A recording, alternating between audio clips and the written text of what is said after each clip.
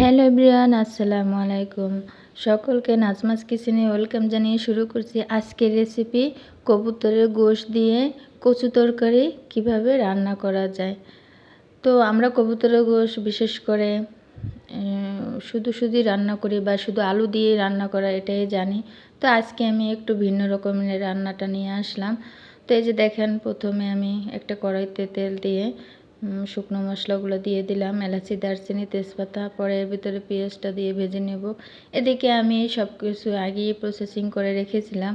কচুটা ছোট ছোট করে কুটে একটু ভাপিয়ে নিয়েছি, তারপরে মশলাগুলো আলাদা করে রেখেছি, গোশতও ধুয়ে নিয়েছিলাম। এই যে দেখেন, পেঁয়াজটা ভাজা হয়ে গেলে এর ভিতরে আমি বাটা মশলাগুলো দিয়ে দেবো। দিয়ে দিলাম গিয়া রসুন বাটা পরিমাণ মতো, আদা বাটা পরিমাণ মতো, এখন দিয়ে দিলাম লবণ স্বাদ মতো।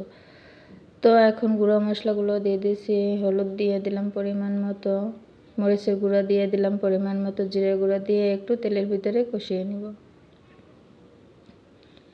এখন আমি পানি দিয়ে মশলাটা কষাবো। মশলাটা আপনারা যতই কষাবেন বেশি করে, ঠিক তরকারির স্বাদটাও ততগুণে বেড়ে যাবে। তাই আমি একটু পানি দিয়ে কষিয়ে নেব। আবার খেয়াল রাখবেন যেন পুড়ে না যায়, তাহলে স্বাদটা ভালো লাগবে না এবং দেখতেও সুন্দর লাগবে না। এখন আমি গোশতগুলো দিয়ে এর ভিতরে কষিয়ে নিব। এই যে দেখেন, গোশতটা দিয়ে কষিয়ে নিলাম। কবুতরের গোশত অল্প ইয়াতে সিদ্ধ হয়ে যাবে, পানি দিতে হবে না। যে পানি এই গোশের থেকে বের হবে, এই পানি থেকেই গোশতটা কষানো হয়ে যাবে। তো আমি নাড়াচাড়া দিয়ে একটু ঢেকে দেব, কারণ ঢেকে দিলে গোশতটার পানিটা আর একটু তাড়াতাড়ি বের হয়ে যাবে। যেহেতু আলাদা কোনো পানি দিতেছি না, এই গোশের পানিতে এই গোশ সিদ্ধ হয়ে যাবে, কষানো হয়ে যাবে। তাই আমি একটু ঢেকে দিলাম। এই যে দেখেন, গোশতটা ভাজা ভাজাও হয়ে গেছে আর সিদ্ধটাও হয়ে গেছে।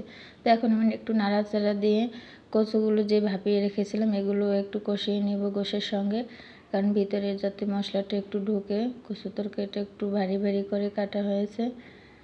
তো এই যে দেখেন, নাড়াচাড়া দিয়ে মিলিয়ে একটু ঢেকে নেব।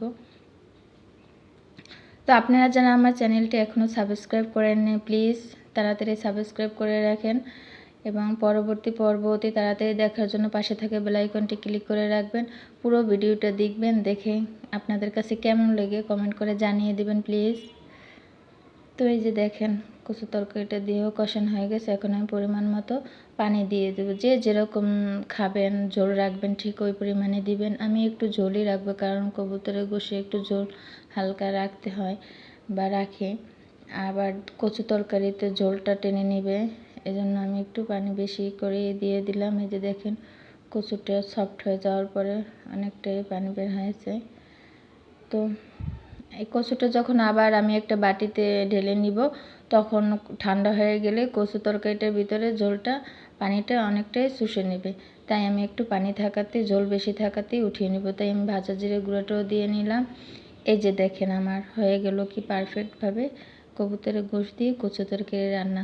তো ভিডিওটা যদি আপনাদের কাছে ভালো লেগে থাকে প্লিজ শেয়ার করে দিবেন এবং পাশে থাকা বেল আইকনটি ক্লিক করবেন। আল্লাহ হাফেজ।